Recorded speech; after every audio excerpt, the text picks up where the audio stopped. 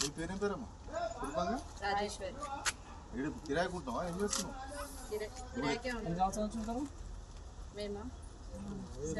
ఇదే తాత అత్తమ్మ ఇచ్చింది. ఇంటి ఓపెన్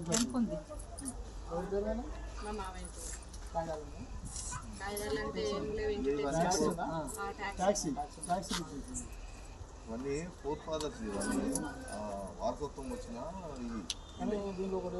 రాష్ట్ర ప్రభుత్వం ముఖ్యమంత్రి రేవంత్ రెడ్డి గారు తెలంగాణ రాష్ట్రంలో గత ఎన్నికల్లో ఇచ్చినటువంటి వాగ్దానం మేరకు తెలంగాణ రాష్ట్రానికి సంబంధించినటువంటి పేద వర్గాలకు సంబంధించినటువంటి దళితులు, బలహీన వర్గాలు, మైనార్టీలు, బీసీలు అందరికీ కూడా ఇల్లు లేనటువంటి వాళ్లకు, ఖాళీ స్థలం ఉండి ఇల్లు కట్టుకోలేనటువంటి నిరుపేదలైనటువంటి వాళ్లకు ఆనాడు స్వర్గీయ శ్రీమతి ఇందిరాగాంధీ గారు ఏ విధంగా దళితులను అభివృద్ధి పరిచిందో అదేవిధంగా కాంగ్రెస్ పార్టీ ప్రభుత్వం వచ్చిన తర్వాత ప్రతి పేదవానికి ఇప్పుడున్నటువంటి ధరలకు అనుగుణంగా దాదాపు 5 లక్షల రూపాయలతోని వారి ఖాళీ స్థలం ఉంటే ఇల్లు నిర్మాణం చేసుకోవడం కోసం ఇందిరమ్మ పథకం ద్వారా గృహలక్ష్మి స్కీమ్ను తీసుకురావడం జరిగింది.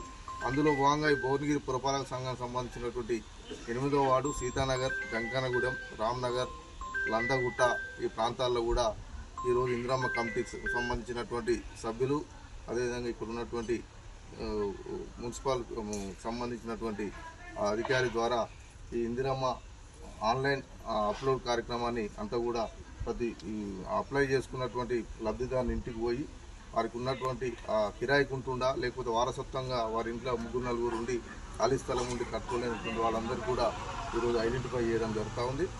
ప్రజలంతా కూడా ఎవరికి వారు స్వచ్ఛందంగా ఈ అధికారులకు, ఇందిరమ్మ కమిటీ సభ్యులకు సహకరించవలసిందిగా మేము కూడా అధికారులకు విజ్ఞప్తి చేస్తూ ఉన్నాం. ఇవన్నీ కూడా గతంలో ఇందిరాగాంధీ ఉన్నప్పుడు ఇచ్చినటువంటి కాలనీలు వీళ్ళకి ఎవరికి కూడా ఒక్కొక్కరికి 75 గజాల 80 గజాలనే 3-4 కుటుంబాలు ఉండి చనిపోయినటువంటి పరిస్థితి ఉంది.